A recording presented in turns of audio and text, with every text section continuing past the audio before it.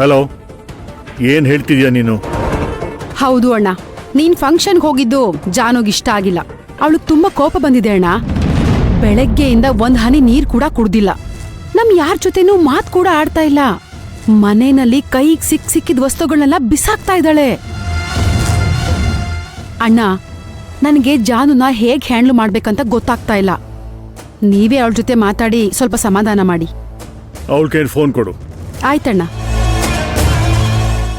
ಜಾನು, ಜಾನು, ನಿಮ್ಮಪ್ಪ ಫೋನ್ ಮಾಡಿದ್ದಾರೆ, ಮಾತಾಡ್ಬೇಕಂತೆ. ಮಾತಾಡಮ್ಮ. ನಾನ್ ಯಾರ ಜೊತೆನೂ ಮಾತಾಡೋದಿಲ್ಲ ಅತ್ತೆ. ಜಾನು, ಹಾಗೆಲ್ಲ ಹೇಳ್ಬಾರ್ದು ಮಗಳೇ. ಒಂದೇ ಒಂದ್ಸಲ ಮಾತಾಡು, ಆಮೇಲೆ ಬೇಕಾದ್ರೆ ನಿನ್ ಇಷ್ಟ ಬಂದಂಗ್ ಮಾಡು.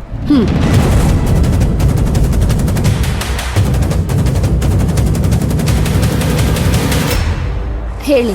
ಜಾನು, ಏನಮ್ಮ ಮಾಡ್ತಿದ್ಯಾ? ಯಾಕಮ್ಮ ಹಠ ಮಾಡ್ತಿದ್ಯಾ? ಹಠ ಮಾಡ್ತಿರೋದು ನೀವು ಡ್ಯಾಡ್. ನೋಡಮ್ಮ, ನಾನು ಆಚೆ ಇದ್ದೀನಿ, ಅದೇನು ಅಂತ ಹೇಳು. ಅವತ್ ನನ್ನ ಆತ್ಮಹತ್ಯೆ ಮಾಡ್ಕೊಳಕ್ ಹೋದಾಗ ಸಿಂಧು ನನ್ನ ಕಾಪಾಡ್ಬಿಟ್ಲು ಅಂತ ತಾನೆ ನೀನ್ ನನ್ ಮಾತ್ ಕೇಳ್ದೆ ಇರೋದು? ಜಾನು, ಆ ವಿಷಯ ಯಾಕೆ? ಅದೇ ಡ್ಯಾಡ್, ನನ್ನ ಬಿಟ್ಬಿಡಿ ಅಂತ ಹೇಳ್ತಾ ಇದ್ದೀನಿ. ಆದ್ರೆ ನೀವು ಆ ಸಿಂಧುನ ತಲೆ ಮೇಲೆ ಹೊತ್ಕೊಂಡು ಮೆರೆಸ್ತಾ ಇದ್ದೀರಾ. ಆ ಸಿಂಧು ಈ ಮನೆ ಕಾಲಿಟ್ಟಾಗಿಂದ ಇವತ್ತಿನವರೆಗೂ ನೀವ್ ಸ್ವಂತ ಮಗಳು ಅನ್ನೋದನ್ನು ಮರ್ತು ಅವಳ ಮೇಲೆ ಜಾಸ್ತಿ ಪ್ರೀತಿ ತೋರಿಸ್ತೀರಾ. ಜಾನು, ನನ್ ಮಾತಿನ್ನೂ ಮುಗ್ದಿಲ್ಲ ಡ್ಯಾಡ್. ಅವತ್ತು ನನ್ನಿಂದಾನೆ ತಾನೆ ಸಿಂಧು ಈ ಮನೆಗ್ ಬರೋ ಹಾಗಾಗಿತ್ತು. ಅದಕ್ಕೆ ಈಗ ನಾನು ಸೂಸೈಡ್ ಮಾಡ್ಕೋಬೇಕು ಅಂತ ಡಿಸೈಡ್ ಮಾಡಿದ್ದೀನಿ. ಏನ್ ಹೇಳ್ತಿದ್ಯಮ್ಮ ನೀನು? ನಿಜಾನೇ ಹೇಳ್ತಾ ಇದ್ದೀನಿ ಡ್ಯಾಡ್. ನಿಮ್ ಮನ್ಸಿಂದ, ನಿಮ್ ಜೀವನದಿಂದ ಆ ಸಿಂಧು ಶಾಶ್ವತವಾಗಿ ದೂರ ಆಗ್ಬೇಕು ಅಂತಂದ್ರೆ ನಾನ್ ಸಾಯ್ಲೇಬೇಕು. ನಾನ್ ಸಾಯ್ತೀನಿ. ಧರ್ಮೇಂದ್ರ ಯಾರ ಹತ್ರನೂ ಫೋನಲ್ಲಿ ಮಾತಾಡ್ತಿದ್ದಾರೆ. ಟೆನ್ಷನಲ್ಲಿ ಇರೋ ಹಾಗಿದೆ. ಏನಾದ್ರೇನು ಲಾಕ್ ಮಾಡ್ಬೇಕಷ್ಟೇ. ಜಾನು, ದಯವಿಟ್ಟು ಹೀಗೆಲ್ಲ ಮಾತಾಡಬೇಡ. ನನ್ನ ಕೈಲಿ ತಡ್ಕೊಳಕ್ಕಾಗಲ್ಲ. ಅಲ್ಲಮ್ಮ, ನನ್ಗೆ ಯಾರಿದ್ದಾರೆ ನೀನ್ ಬಿಟ್ಟು? ನೀನ್ ಹಿಂಗ್ ಮಾತಾಡ್ಕೊಡ್ದು.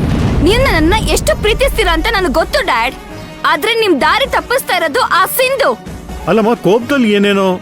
ಡ್ಯಾಡ್, ನಿಮ್ ಮಗಳು ಬದುಕಿರ್ಬೇಕು ಅಂತಂದ್ರೆ ನೀವ್ ಈ ಕ್ಷಣನೇ ಆ ಫಂಕ್ಷನ್ ಬಿಟ್ಟು ಮನೆಗ್ ಬರ್ಬೇಕು. ಇಲ್ಲ ಅಂತಂದ್ರೆ ನಾನು ಹೇಳಿದ ಜೊತೆ ಮಾತಾಡ್ಬೇಕಾಗತ್ತೆ. ಜಾನು, ಜಾನು,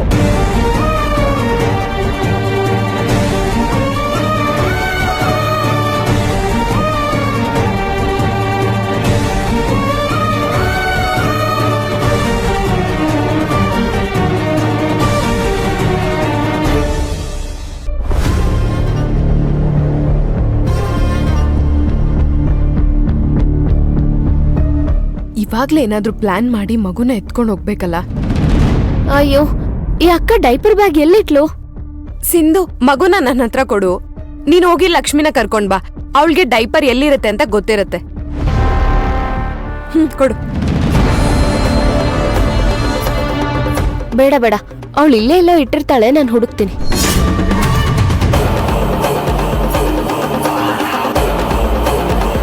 ಇವಾಗ ನನ್ ಮಗುನ ಎತ್ಕೊಂಡು ಹೋಗಿಲ್ಲ ಅಂದ್ರೆ ಕೆಲ್ಸ ಕೆಡುತ್ತೆ. ಏನ್ ಮಾಡೋದು?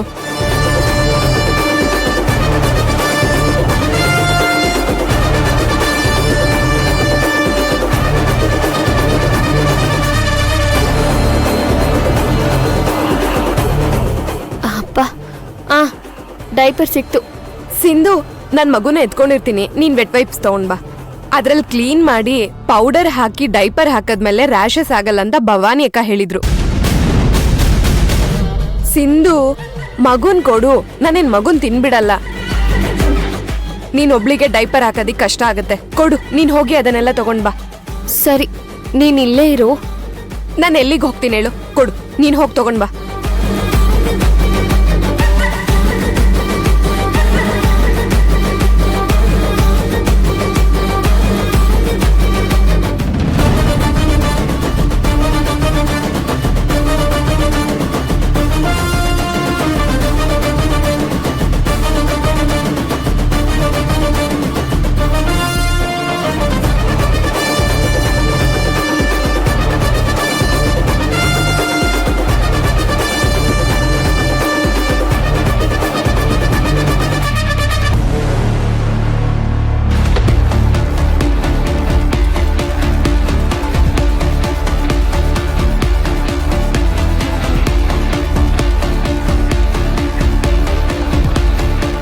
ನಿಶಾ ತಗೋ, ಹುಷಾರು.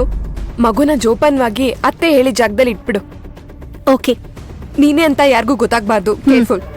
ಹೊರಡು.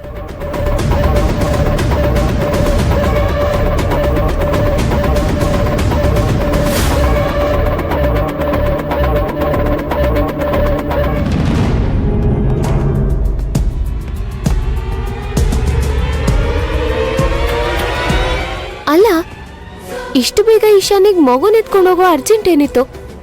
ನಾನಿನ್ನೂ ಡೈಪರೇ ಚೇಂಜ್ ಮಾಡಿಲ್ಲ.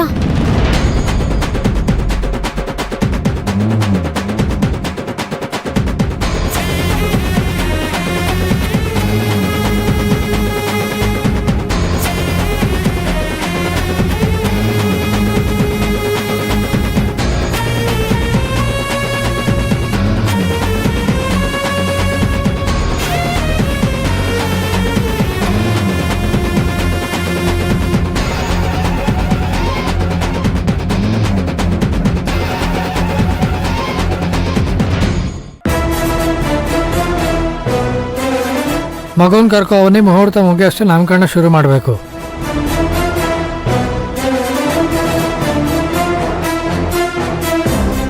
ಹಾ, ಇನ್ನೇನ್ ಬಂದ್ಬಿಡ್ತಾರೆ. ವಿರಾಟ್, ನೀನೇ ಹೋಗಿ ಮಗುನ್ ಕರ್ಕೊಂಡ್ ಬಂದ್ಬಿಡ್ತೀಯಾ? ಹಾ ಸರಿ ಮಾಮ್. ಬೇಡ ಬಿಡು, ಇಶಾನಿ ಬಂದ್ಲು. ಇಶಾನಿ, ಮಗು ಎಲ್ಲಮ್ಮ? ಸಿಂಧು ಹತ್ರನೇ ಇದೆಯಲ್ಲ ಅತ್ತೆ. ಬೇಗ ಡೈಪರ್ ಚೇಂಜ್ ಮಾಡಿ ಮಗುನ್ ಕರ್ಕೊಂಡ್ ಬರ್ಬೇಕು ತಾನೆ. ಅದೇನೋ ಗೊತ್ತಿಲ್ಲ, ಸಿಂಧುಗೆ ಮಗುನ್ ಕೊಡು, ಡೈಪರ್ ಚೇಂಜ್ ಮಾಡ್ತೀನಿ ಅಂದ್ರೂ ನನ್ನ ಹತ್ರ ಕೊಡ್ಲಿಲ್ಲ.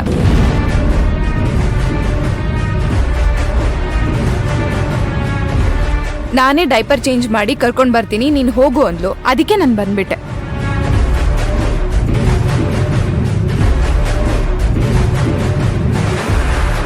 ನಮ್ ಸಿಂಧುಗೆ ಮಕ್ಕಳಂದ್ರೆ ತುಂಬಾ ಪ್ರೀತಿ.